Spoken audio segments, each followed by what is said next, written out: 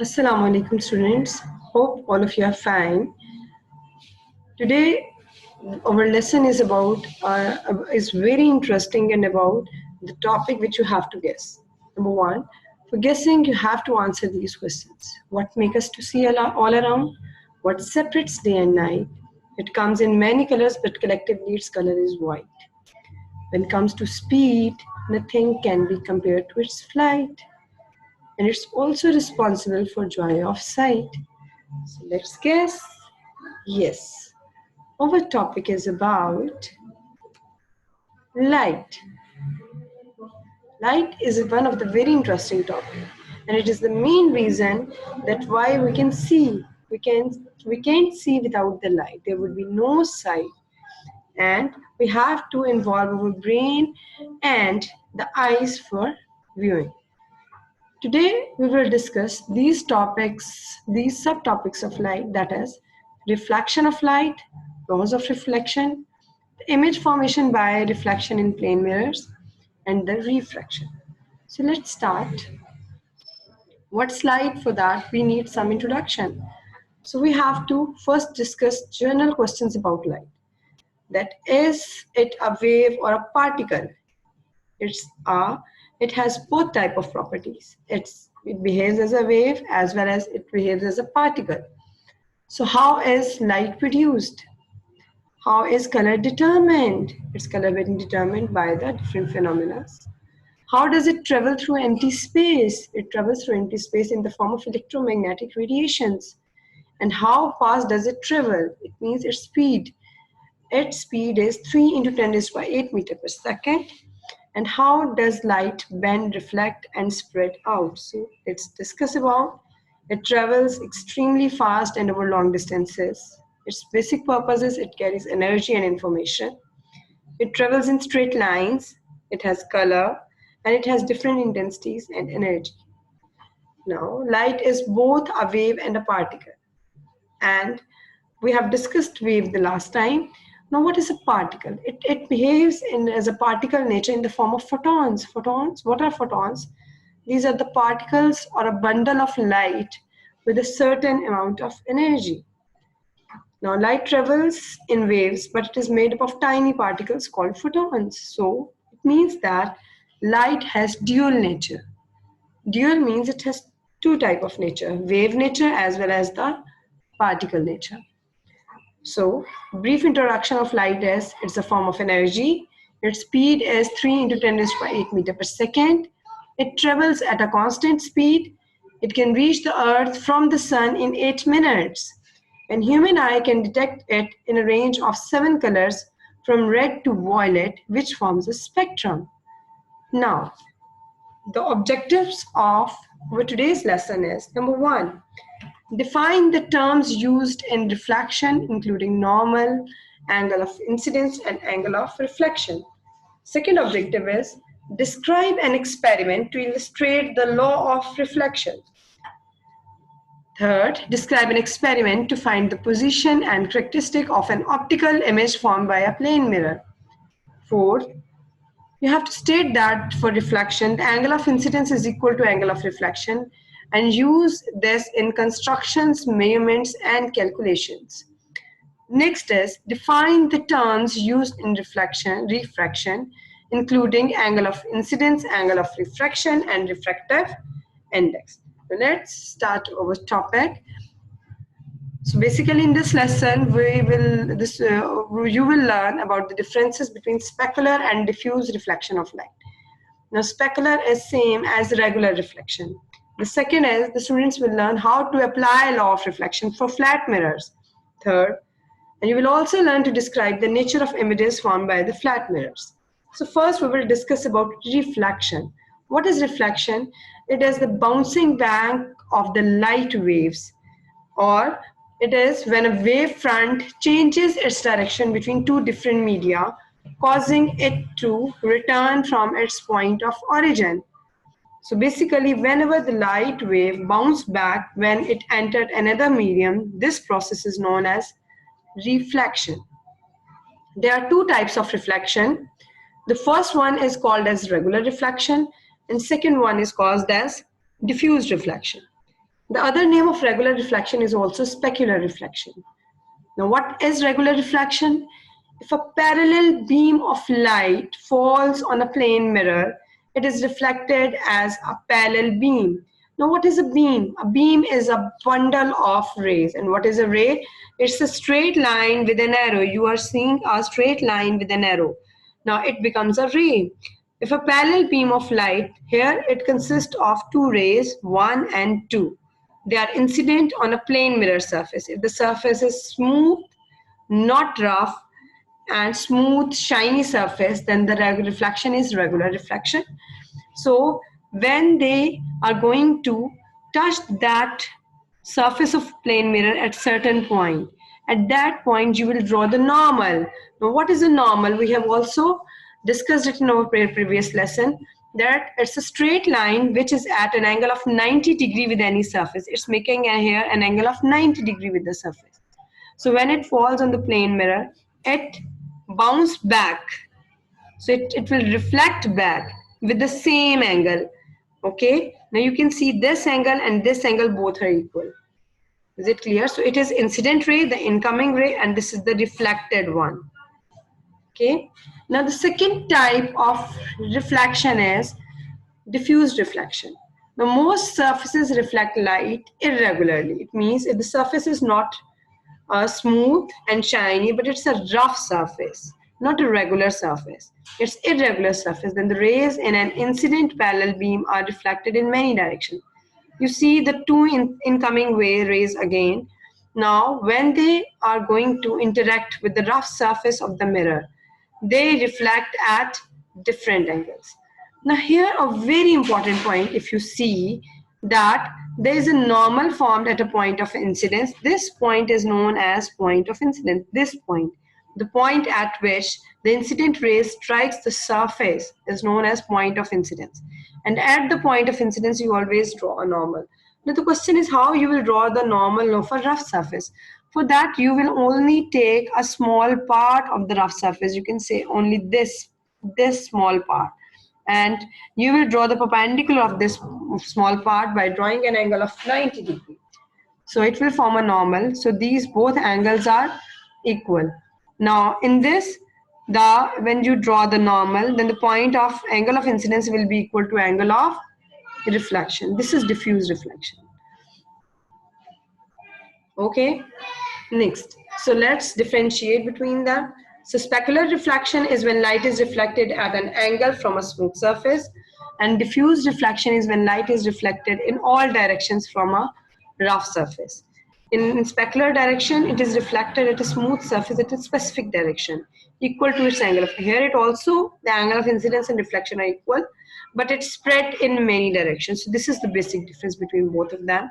That one first, specular reflection is the reflection from a smooth surface, and diffuse reflection is the reflection of light rays in from a rough surface.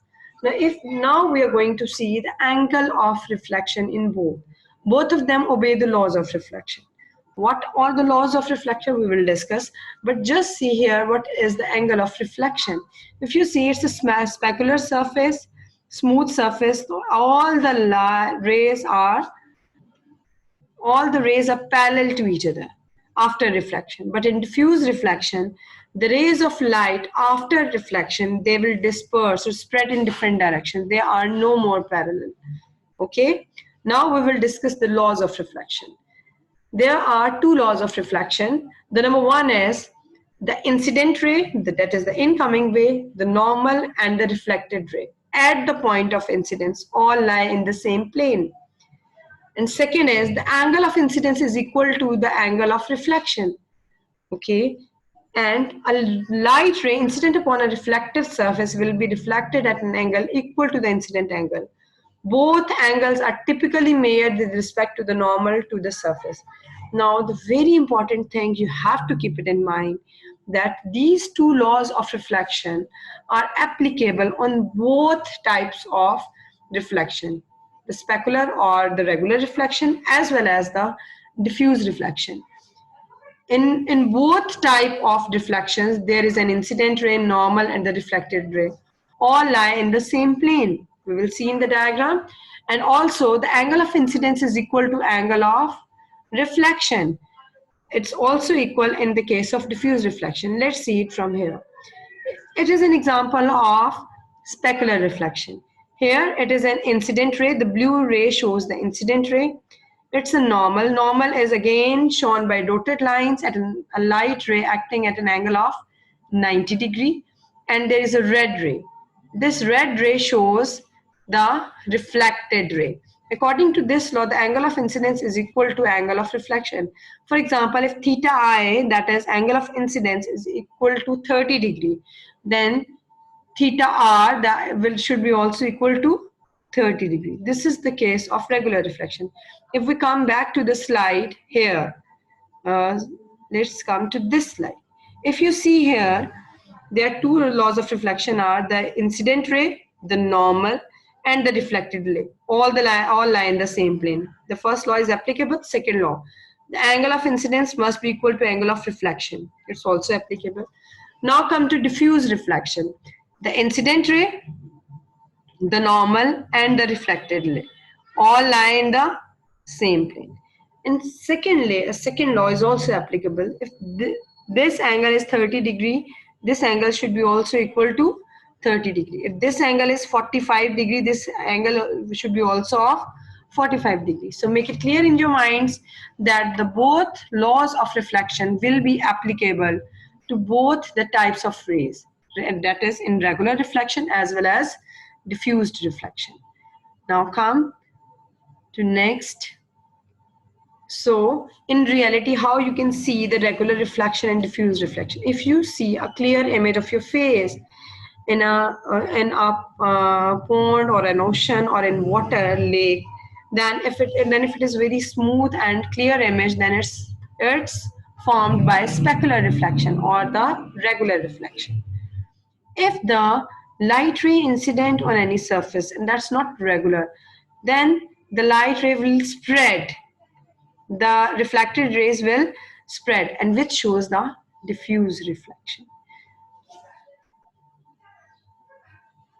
Now we will study the properties of light. As we have discussed earlier, that light we draw in the form of rays, that is a parallel lines, and we draw an arrow on them, so in the form of rays, and the bundle of rays are called as light rays.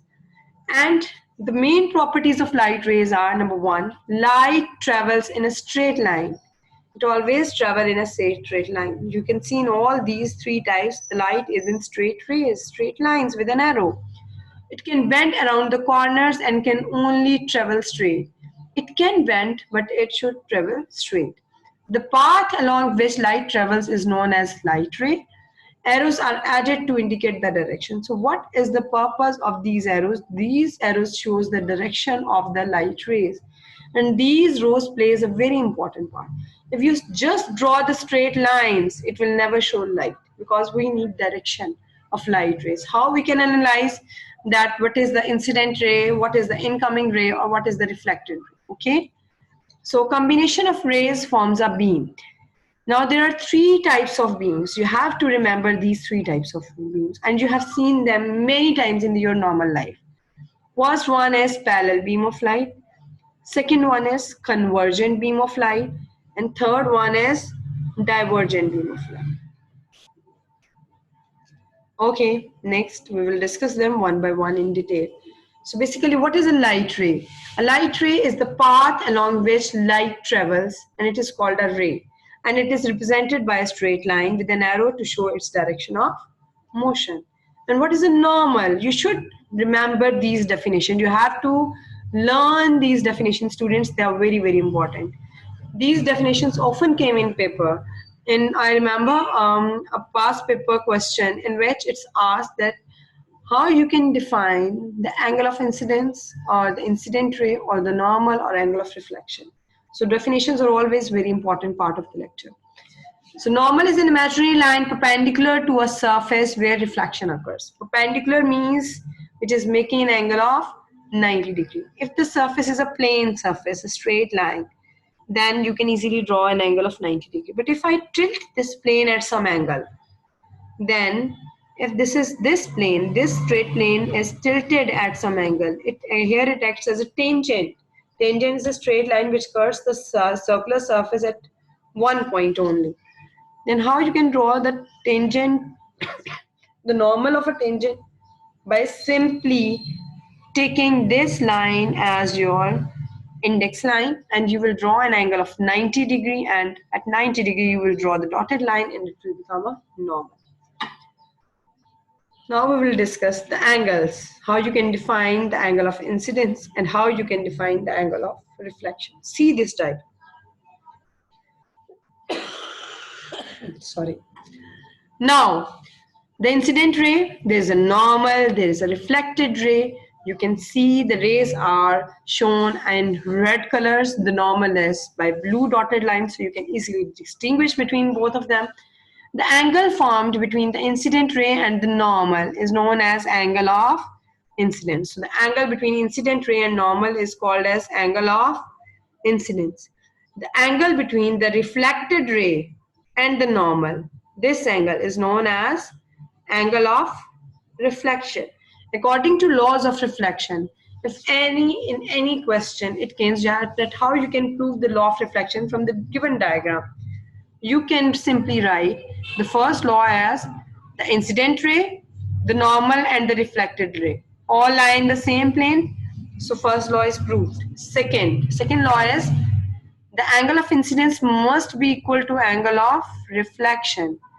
So see this, if this angle is 45 degree, the angle of reflection will also be of 45 degree. Next, now comes again these definitions for your recall. The perpendicular to the mirror at a point where the incident ray strikes is called normal. Angle of incidence is the angle between the incident ray and the normal. Angle of reflection is the angle between the reflected ray and the normal. So I've just made the picture upside down for your understanding. You shouldn't be confused if the plane mirror is down or up. You should be clear that what is the direction of incoming ray? The incoming ray is called the incident ray, and this is the point of incidence. This is the normal. This is the point of incidence, and this is the reflected ray. Now, the very important part of our lesson is formation of images on a plane mirror. How the images are formed on a plane mirror. Every day before coming to school, you have to be prepared. You have to do preparation for your school. You wear your uniform and you comb your hairs. And at the end, you must see your face in the mirror. Now, what you see in the mirror? The clear image of yourself. Now recall, keep it in mind, remember your image. Okay? That how your image is formed in a plane mirror. Today we will discuss about it. The image is formed in a plane mirror by the process of reflection. The light rays appear to have to come from the image, then you are able to see the image. And the image formed in a plane mirror is a virtual image. So you have to keep two things in mind right now. Number one, the image formed in a plane mirror is due to reflection of the light rays. When there is no light in the room, you will not be able to see your image in the mirror. Number two, the image you see in the mirror is virtual. Virtual means not in reality. Now we will discuss about real and virtual images. Now, what is the difference between real and virtual image? Our real image is one which can be formed on a screen. Okay, all the type of images that you see on a screen, okay, they are the real images. Or it is produced by a ray that converge at the position of the image. So in real image, the rays must converge at the position of the image. What's a virtual image? A virtual image is one which cannot be formed on any screen. So there is no screen inside the mirror on which your image is formed. Okay, so that image is virtual image. And the virtual image is only formed by the reflection of light. So virtual image is formed by the reflection of light, and real image is formed when the rays converge at a position of image. Let's make it more clear. by discussing how the different properties of images formed in a plane mirror. Now recall about the image formed in a plane mirror. If you're observing your face in a plane mirror, your image is virtual, it's not appearing on a screen. Your virtual is up, your image is upright. Upright means it never happens that if you're standing straight in front of a mirror and the image in the mirror is your head is down, your feet is up, no. Your image is upright just as you are standing in front of a mirror. It's literally inverted. Now, literally inverted meaning is very important. Now, what is literally inverted? Literally inverted means if you see your image in a plane mirror, your right hand will appear as your left hand and your left hand will appear as your right hand. Your image will be inverted, in left side will appear as right and right side will appear as left. Very important, you see your image in the plane mirror that is of same size and at the same distance from the mirror. The image has the same size as of the object and distance of the image from the mirror is equal to the distance of the object from the mirror. In this picture you can see a baby is clearly observing the image in the mirror. If you see, his left ear appears as right in the mirror and right appears as left. Its image is upright, it's virtual. You can't touch your image on a screen. This image is not formed on a screen, so it's virtual, it's upright, it's literally inverted, and it's of same size as the object. The size of this baby in front of the mirror and the size of this image, both are same. And the distance between the image and the object from the mirror is also same. It never happens that you are standing near the mirror and your image is formed at a very far place and you are not of same size. So remember these properties, these are very important for finding and drawing the images in a plane mirror. Now this is a ray diagram of pointed object. You will clearly understand it by this video. So let's start our video here. Now observe this video carefully, you will understand. See this video carefully, girls, and then try to understand about how you will draw your image. Good afternoon. What I would like to show you today is how to draw a ray diagram that shows the formation of a virtual image by a plane mirror. Often comes up in P1 exams at the moment. So, first thing that I would do, the easiest way I find to draw these, is to draw on the virtual image itself. This is easy because on a plane mirror, the virtual image will appear to be the same distance behind the mirror as the actual object is in front of the mirror. So you take a ruler. Remember, girls, this straight line shows the mirror, okay? This dotted line shows the back of the mirror and this is front part. We always place the object in front of the mirror. So here the object is this small piece of pencil. Now see this video carefully. You can measure the distance, which as you can see is 3 centimeters. So the flame of the real candle is 3 centimeters from the mirror. So we would draw the flame of the virtual candle 3 centimeters from the mirror. So 3 centimeters. Then we take the bottom of the candle. You can see that that is 4.5, about 4.5 centimeters from the mirror. So that means that we must draw the bottom of the virtual candle also 4.5 centimeters from the mirror. So then to draw our candle, our virtual candle. You